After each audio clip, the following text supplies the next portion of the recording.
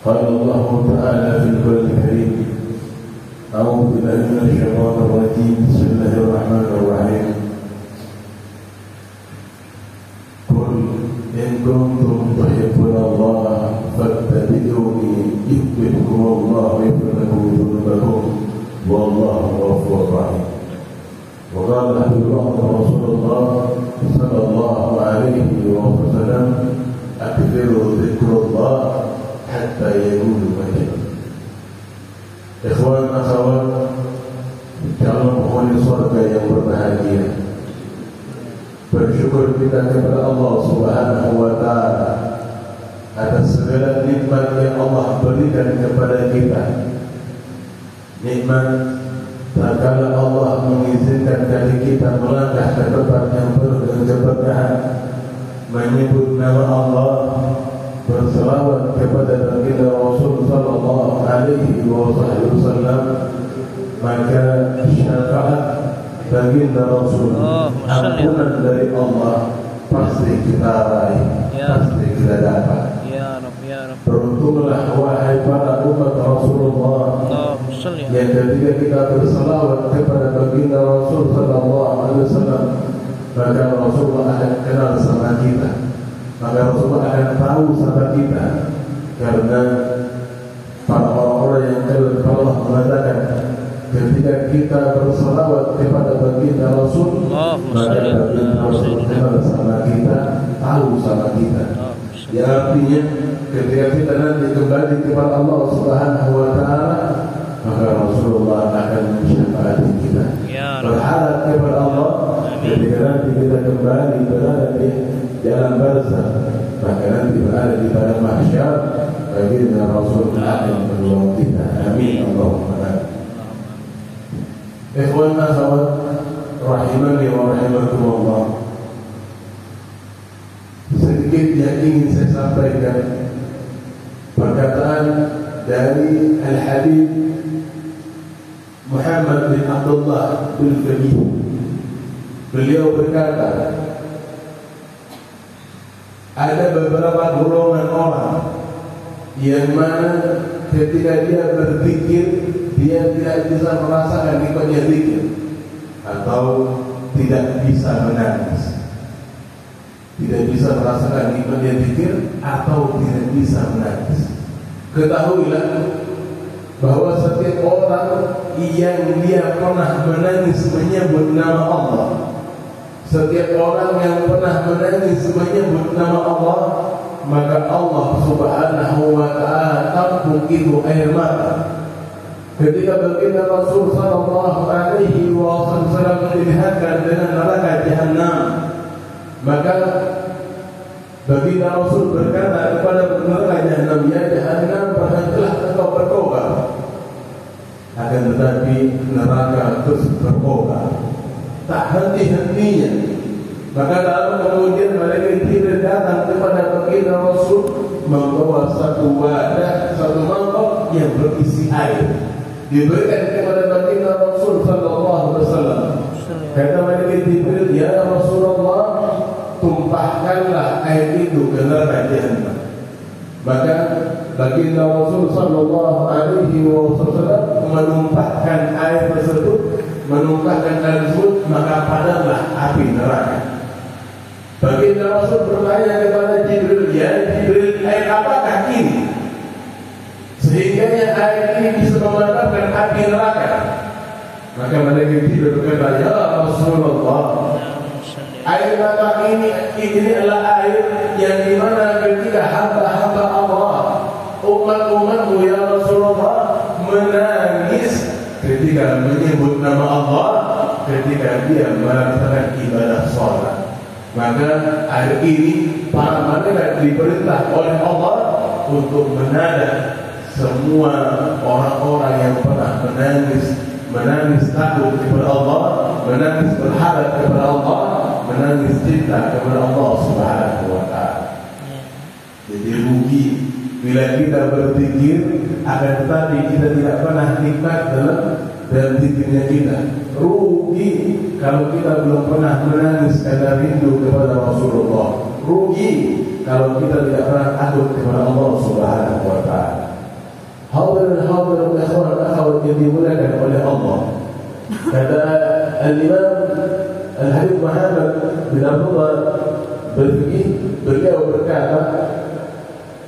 Ada beberapa golongan yang dia berpikir tidak bisa menangis.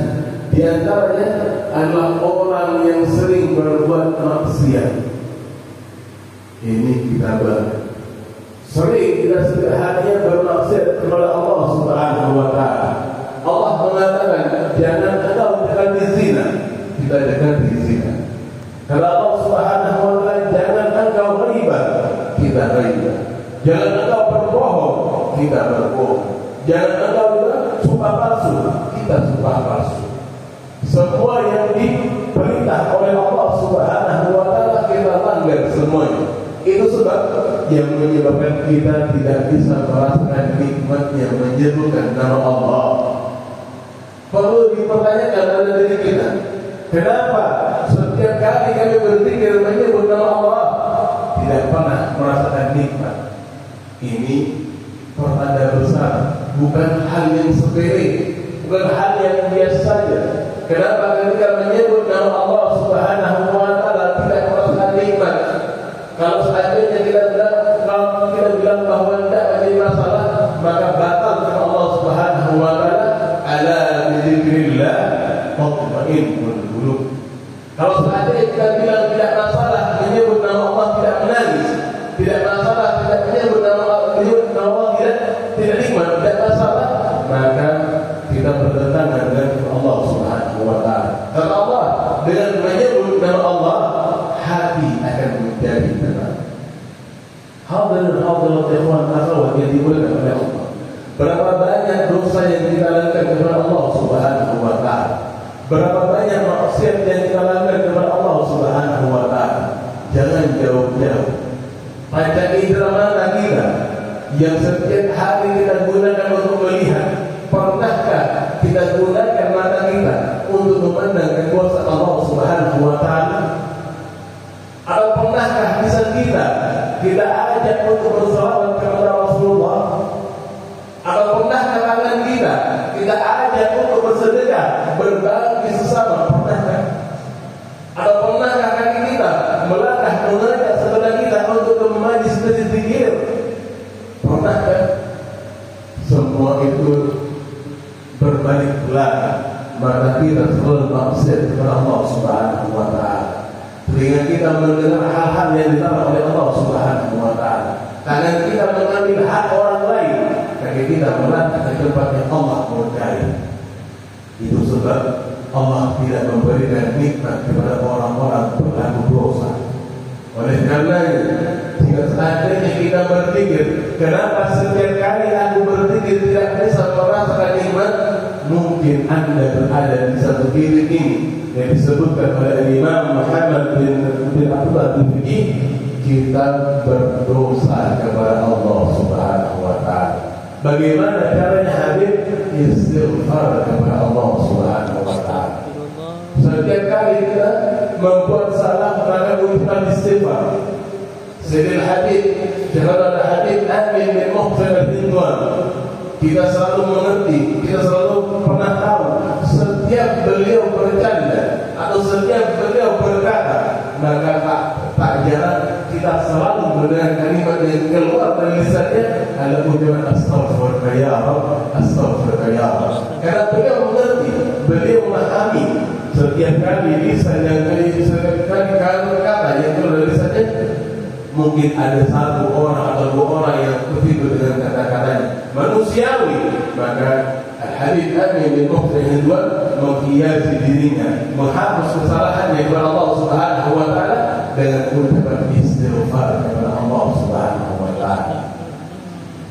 Oleh karenanya, kalau kita ada salah, kita mempunyai salah kepada Allah Subhanahu wa Ta'ala, maka ucapan istighfar, meminta ampunan kepada Allah Subhanahu wa Ta'ala.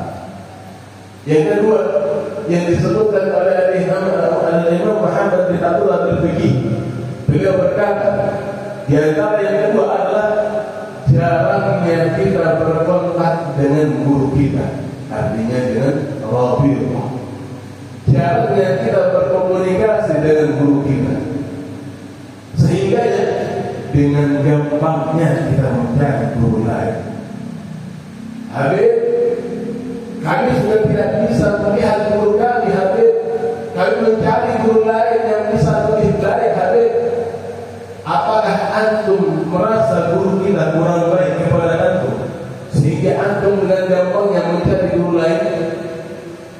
Antum cari guru-guru di luar sana yang satu di umur 50 tahun, di bawah 50 tahun, 45 tahun, berangkat dari Pontianak menuju Sukabara, Pangkalan dan sekitarnya, capek luar biasa, letih dan dirasa.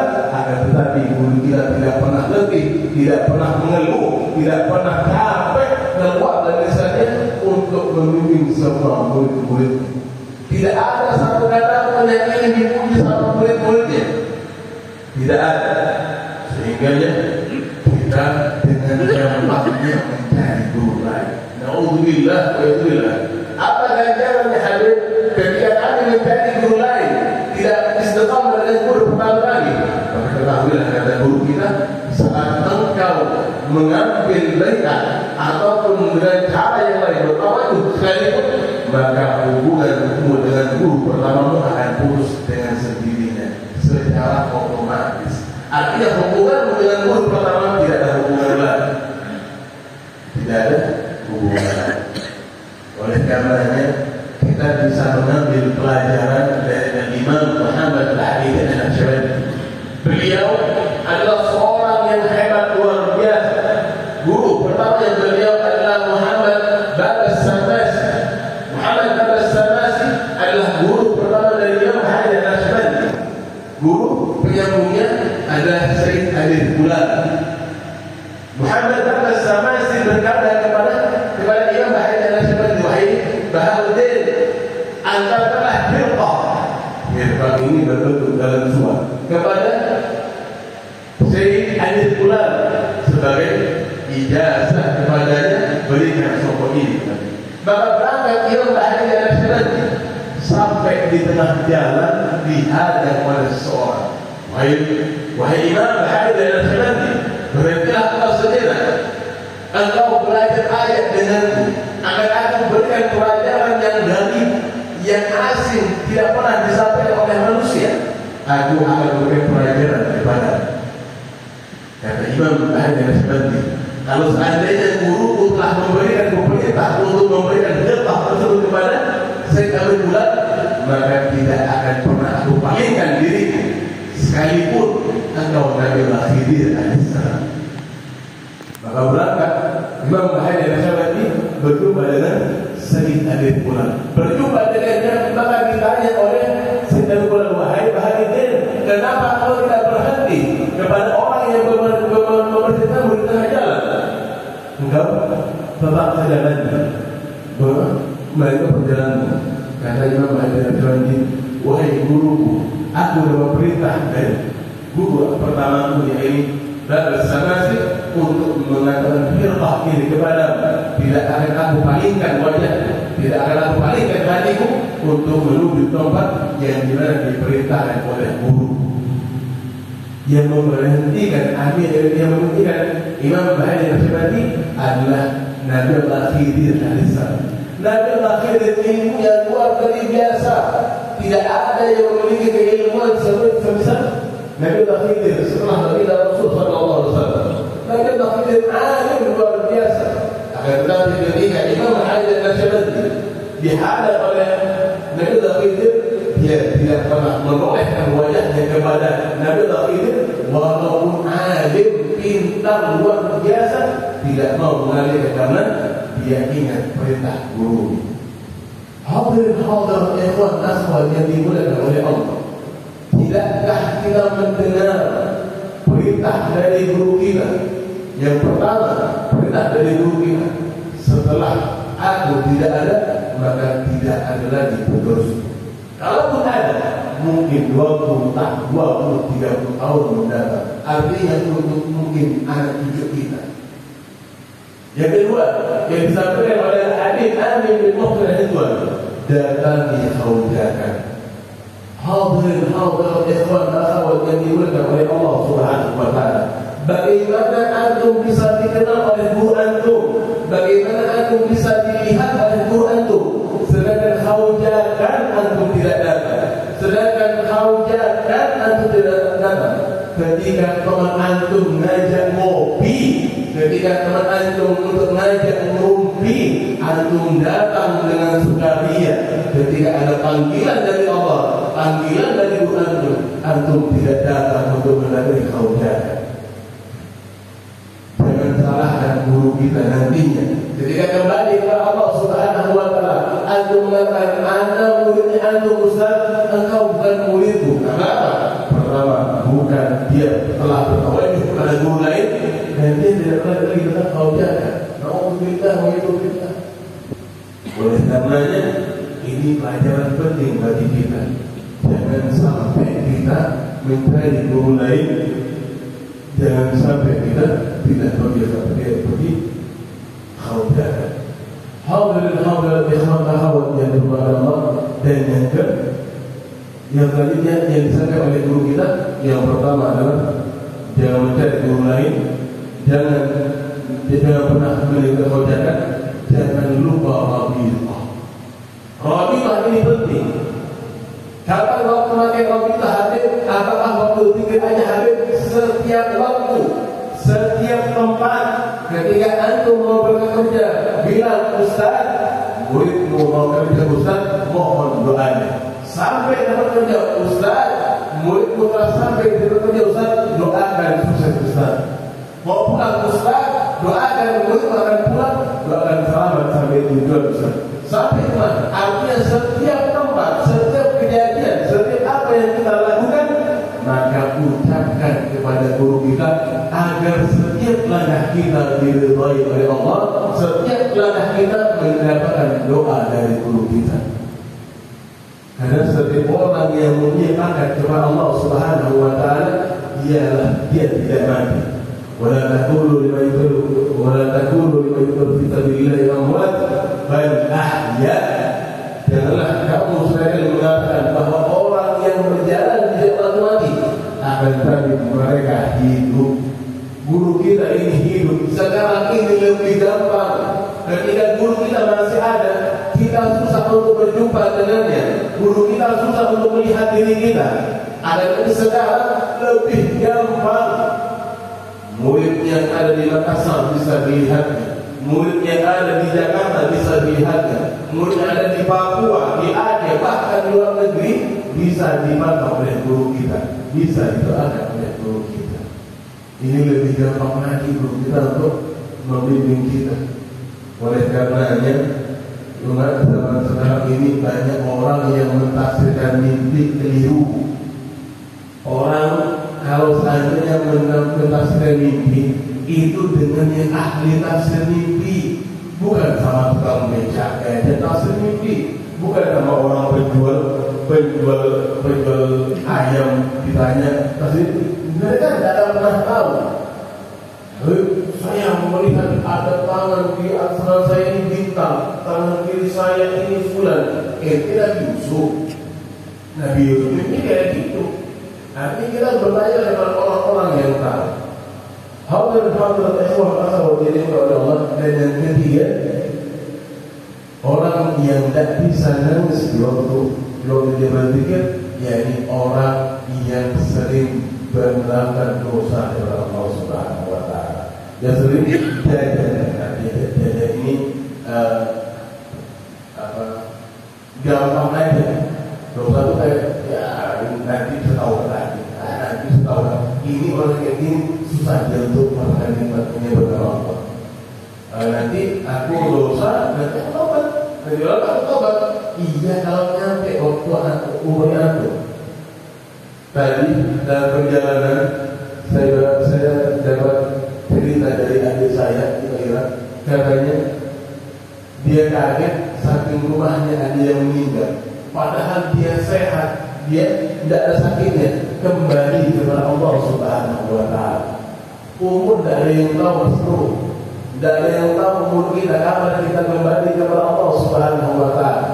Mungkin bisa hari ini, mungkin besok, mungkin lusa, mungkin minggu depan. Wallahu a'lam. Allah yang mengetahui segalanya. Allah yang mengetahui segalanya. Cuma kita berharap kepada Allah, semoga saat kita akan kembali kepada Allah Subhanahu wa taala, kita dapat mendengar kalimat la ilaha illallah